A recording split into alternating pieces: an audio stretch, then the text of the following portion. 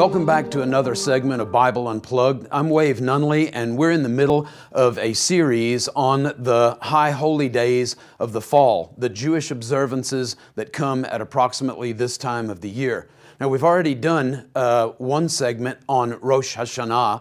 We did another segment, the last one, on Yom Kippur.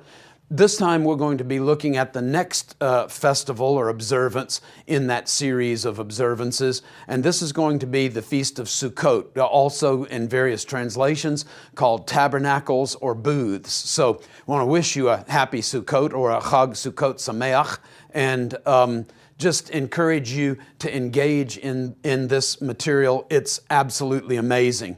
What we're going to do is we're going to do one segment on the Hebrew Bible, the Old Testament, and the backgrounds, the origins of this festival, and the way it was celebrated in biblical times. Then, in the second section or part of this part of our series, we're going to do on Sukkot, from the intertestamental period on through the rabbis and the New Testament, those trajectories that we get from the Hebrew Bible and following that on to the end of the Christian Bible. So first of all, today we're going to be dealing with the Hebrew Bible or the Old Testament.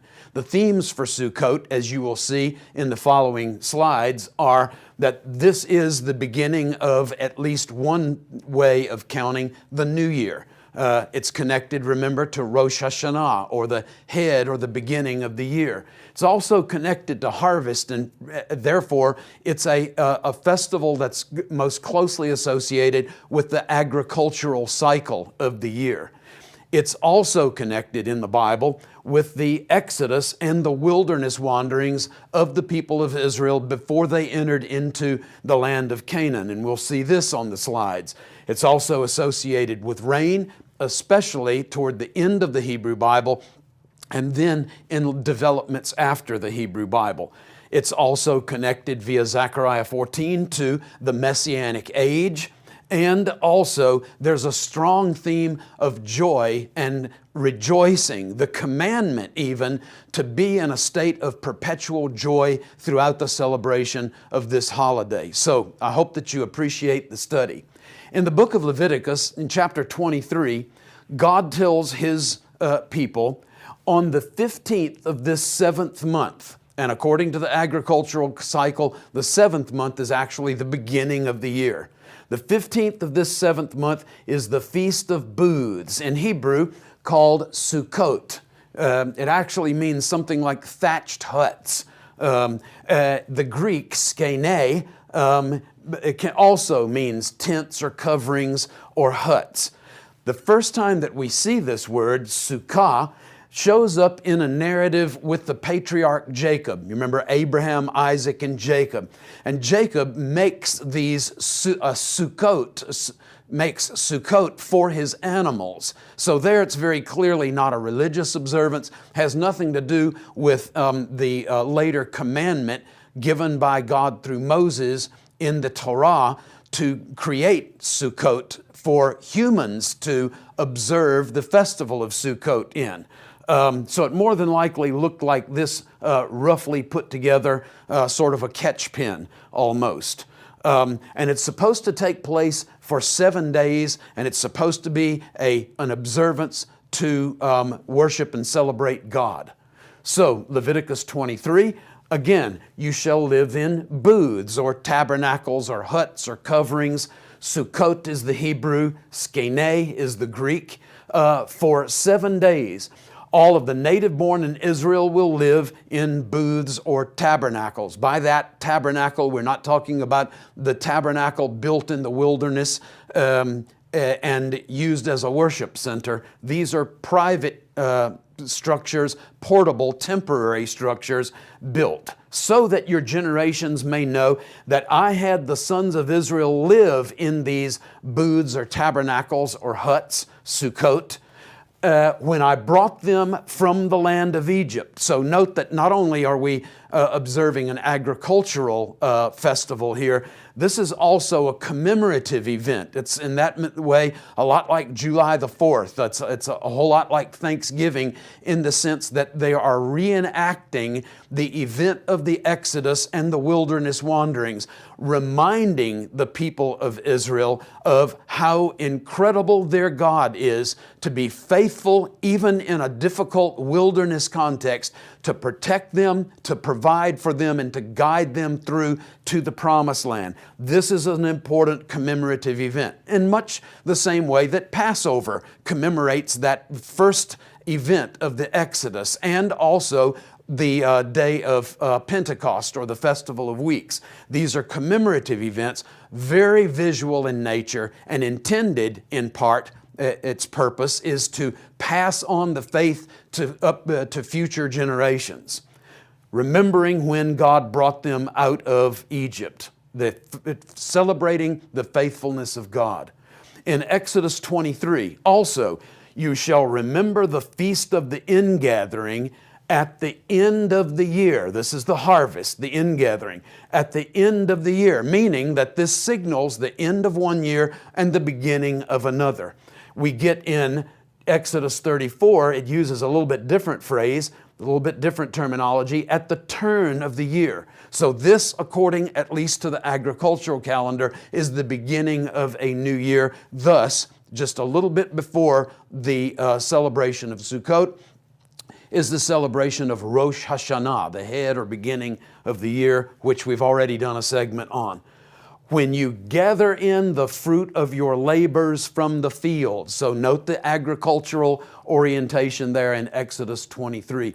Deuteronomy 16 goes even further in terms of its explanation of the connection between Sukkot and the harvest. Celebrate the Feast of Booths, or Tabernacles, or Sukkot, 7 days after you have gathered in from your threshing floor and from your wine vat. By the way, this emphasis on agriculture, even though there are other emphases that develop in the intertestamental period, is mentioned by Philo of Alexandria, a first century Jew, a contemporary of Jesus and the apostles, writing at the same time that the New Testament is being written.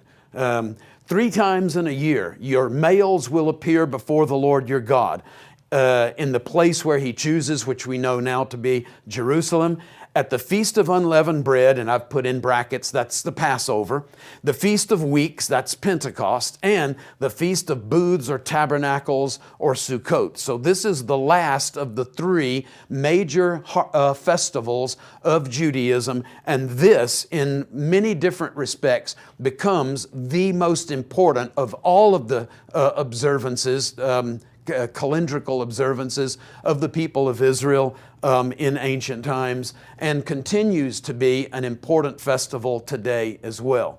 Leviticus 23, take for yourselves the foliage of beautiful trees. Now we're talking about how is the festival observed. Palm branches, boughs of leafy trees, and willows of the brook, and you shall rejoice. Notice the emphasis on rejoicing. That's going to run all the way through the intertestamental period and directly into the New Testament. Rejoice before Yahweh your God for 7 days. So now we're being told exactly how you construct the sukkah, this portable temporary dwelling. In Nehemiah, at the end of the Hebrew Bible, we hear that these people who have returned, that God has been merciful and brought back from Babylonian exile, are very much interested in obeying the Word of God, and a part of that is they found written in the law, the Torah, how Yahweh had commanded through Moses that the sons of Israel should live in booths or tabernacles or Sukkot during the feast of the 7th month. So they proclaimed, go out to the hills and bring olive branches, wild olive branches, myrtle branches, palm branches, and branches of other leafy trees to make booths. So now we see that not only do we have this in the Torah, but it's very clear in Nehemiah that the purpose of gathering together these pieces of agricultural material are to be fashioned into this portable booth. as it is written, so the people went out and brought them and made booths for themselves, or Sukkot for themselves, each on his roof and in their courts, and even in the courts of the house of God, meaning the temple, and in the square at the water gate, and in the square at the gate of Ephraim, the northernmost gate pointed north toward the tribal allotment of Ephraim. We also get, and I told you that this was going to be almost like exclusively Hebrew Bible, but we had to slip in a little bit from the rabbis. This is from the Babylonian Talmud, and the reason that we're doing that is because in the middle of this text, you get a quote from the book of Isaiah, and we wanted to connect this passage in Isaiah specifically with Sukkot, because that's exactly what the later tradition does. So, with regard to the customs accompanying the drawing of water, from where are these things derived? Rav Ana said that it is as the verse states, with joy you shall draw, ushavtim, water out of the springs of salvation. And the word salvation there is Yeshua. And we make connection with the name of Jesus in our next segment. This is Isaiah 12, indicating that the water was to be drawn from the spring. Now the spring in Jerusalem is the Gihon spring that then feeds the pool of Siloam. We're going to connect all that together with you, both in text and in video, next time we're together. And the ceremony was to be performed with extreme joy. Remember that the Torah required great rejoicing. In the book of Zechariah, also toward the end of the Hebrew Bible, in chapter 14, the prophet says, "It will come about that any who are left of all of the nations that went to war against Jerusalem will go up from year to year to worship the King, to worship Yahweh of hosts or of armies, and to celebrate the Feast of Booths." So now, at the very end of the Hebrew Bible, Zechariah in chapter 14 is looking forward into the Messianic age, the day after that final cataclysmic battle where the nations of the world come up against God's people and against the city of Jerusalem to do battle. And this comes after the battle has been won by Yahweh and His people are being exalted. And instead of going to war against the people of God and the city of God, now in this Messianic era, in this ideal age after all wars have been obliterated, instead of coming up to war, to battle against Jerusalem, now they're coming up to celebrate, along with God's people, the Feast of Booths, or Tabernacles, or Sukkot. And it will be that whichever families of the earth do not go up to Jerusalem to worship the King, Yahweh of armies, hosts, there will be no rain on them. And so now we have, at the very end of the Hebrew Bible, in terms of chronology, there is this reference, this connection between Sukkot and the giving of rain, which makes total sense because at this time of the year is the beginning of the early rains to prepare for the next year's agricultural cycle, and it's a time in the Jewish calendar when prayers for rain begin in the synagogues and in Sukkot observances.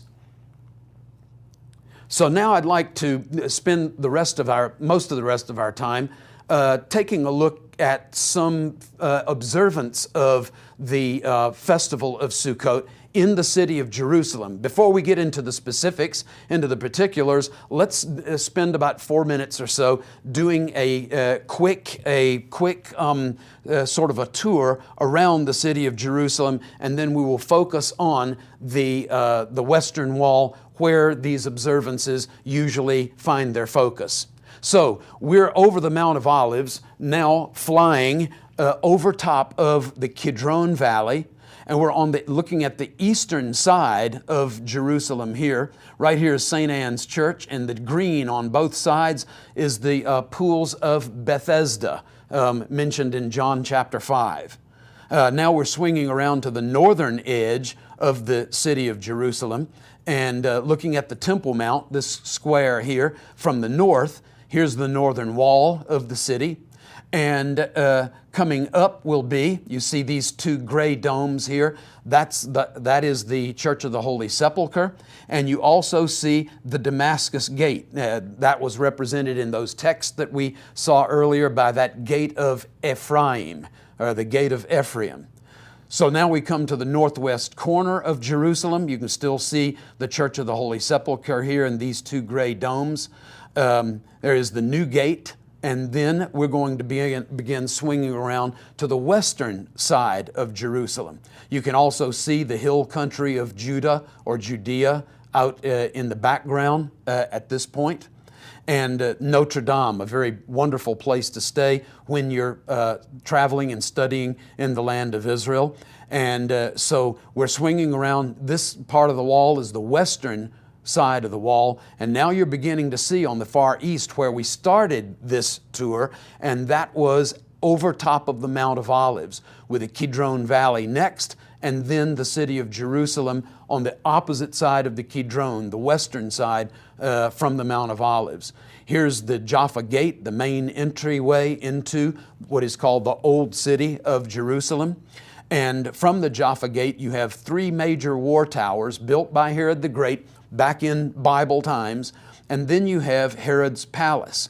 This is the location where Jesus appeared before Pontius Pilate before being sent away to Golgotha to execution.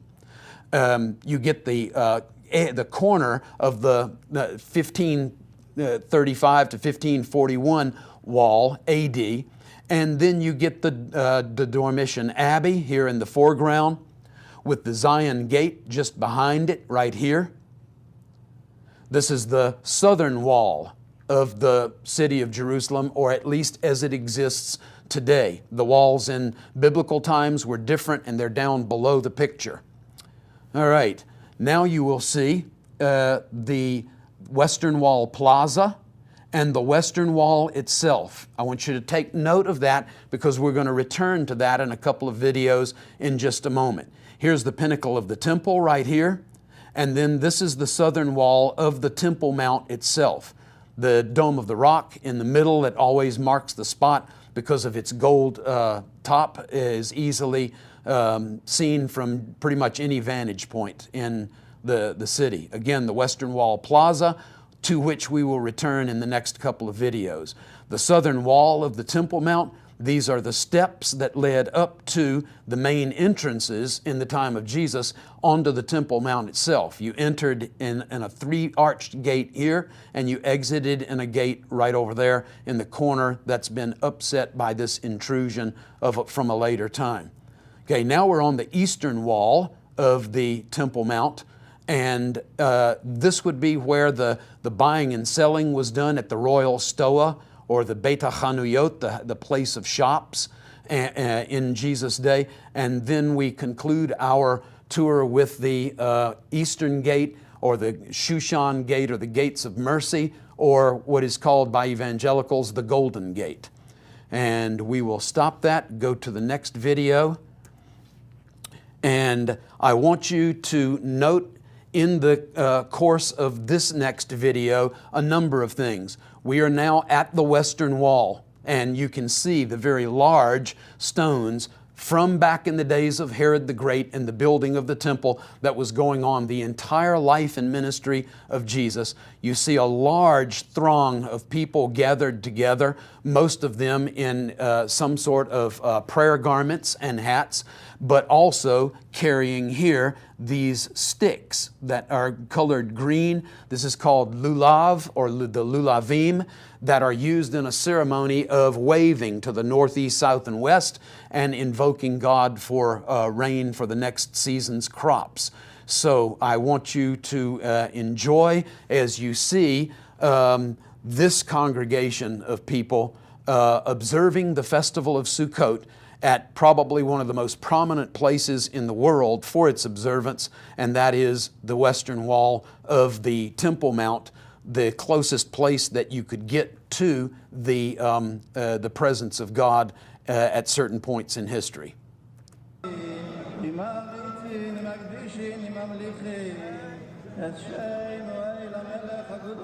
Prayer going on, the reading taking place.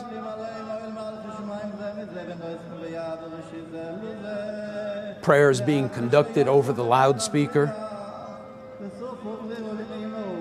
Both young and old, men, and on the other side of the barrier at the very back near that construction area, the women's, the court of the women today. And now you're going to see a festive sort of a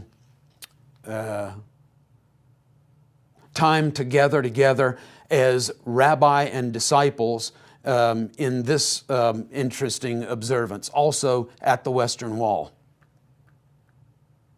with chants and songs of praise.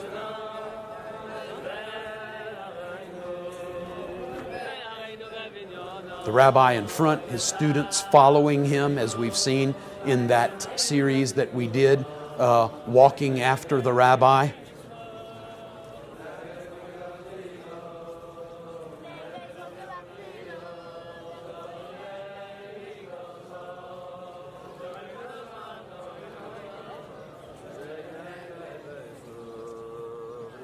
All of this is at the time of Sukkot, and this is in celebration of the festival of Sukkot.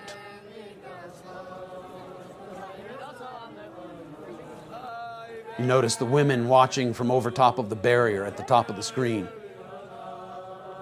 So in this processional, all of these guys, both student and teacher, young and old, the unity, the camaraderie is being exhibited.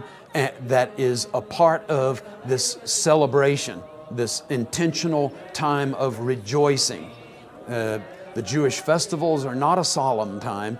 They are largely a time of celebration with song, with prayer. There's lots of noise, there's lots of food, there's lots of fun, and there's the opportunity to hand down from the older to the younger, from the rabbi to the disciple, from the parent to the child, to hand down the important components of the faith that has held these people in good standing for literally thousands of years, and will with us as well. All right, so what we've seen at this point in our study is that we've seen, with respect to the festival of Sukkot, that there are major themes that run throughout these Bible passages, even the videos that we have seen. For example, that this is, at least by the agricultural calendar, the beginning of the end of one and the beginning of a new year. We also saw that it was associated with harvest, that final great harvest that comes at the end of summer, the early part of fall. We saw that it was an observance, a commemoration, a giving thanks, a celebration of God's faithfulness in preserving them through the time of the wandering in the wilderness. We also saw that it is, at least toward the end, associated with water and with rain, and we will see that theme continue to develop on into the intertestamental period, very prominent in the teachings of the early rabbis, and that those things will have a direct impact on how we understand New Testament texts as well. With Zechariah chapter 14 and subsequent events or developments after that, this time becomes closely associated with events in the Messianic age, and we will see that theme continue to develop the next time we're together in our next segment.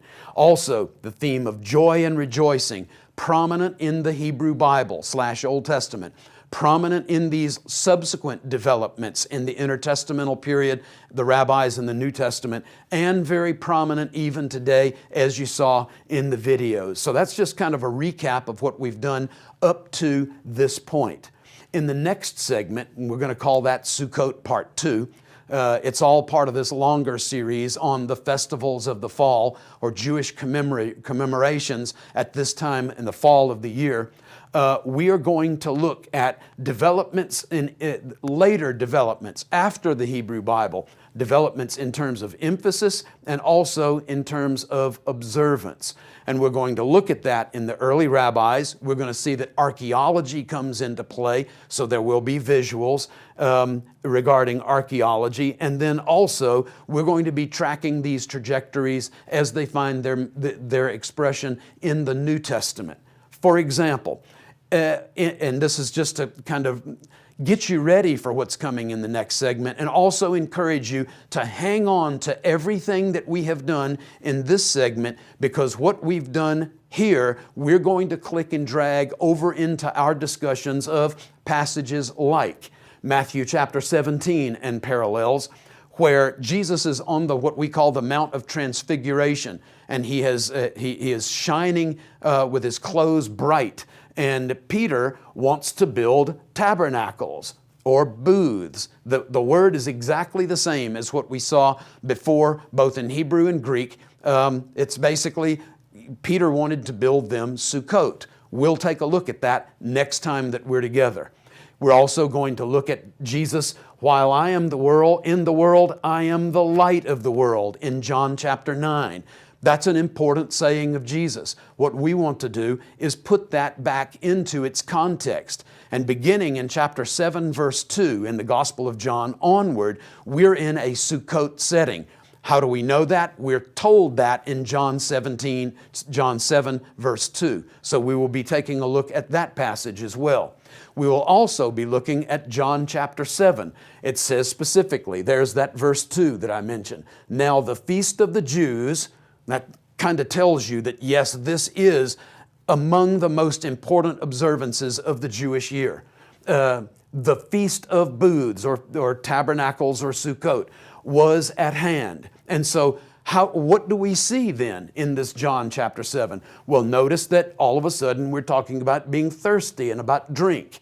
We're talking about water. We're talking about rivers of living water. We're talking about this being a metaphor for the outpouring, like water, the outpouring of the Holy Spirit. So to get this in its proper context, we've got to keep in mind what we've already done today and what we will see, especially in the teachings of the rabbis, next time that we're together. So please, if you will, this is homework. I get to do this because I'm a professor. And so you need to hang on to, even go back and rewatch this segment of Bible Unplugged on Sukkot in the Hebrew Bible / Old Testament.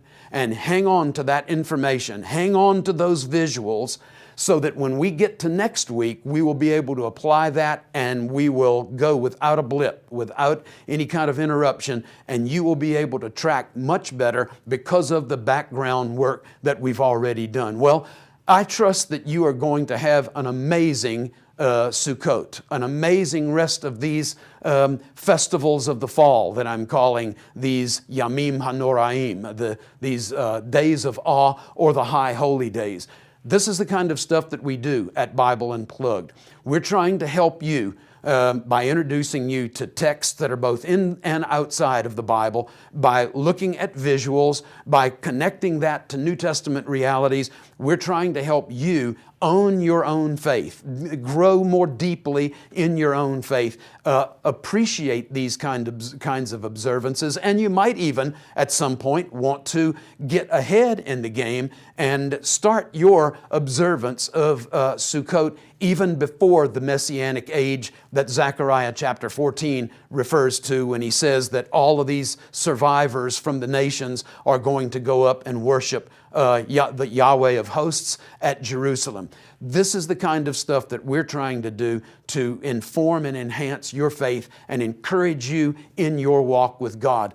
As you walk through the remainder of these observances, these celebrations, I trust that you will have an attitude, a spirit of celebration of this incredible God that we serve, who still today, irrespective of whatever wilderness we happen to find ourselves wandering through at any given moment in our lives or in the history of the world, that you will be able to note the hand of God on you.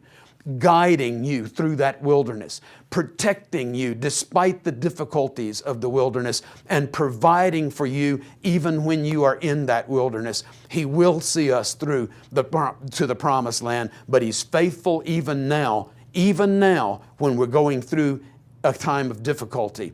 God bless you richly. Represent Him in your world, and have a wonderful time celebrating.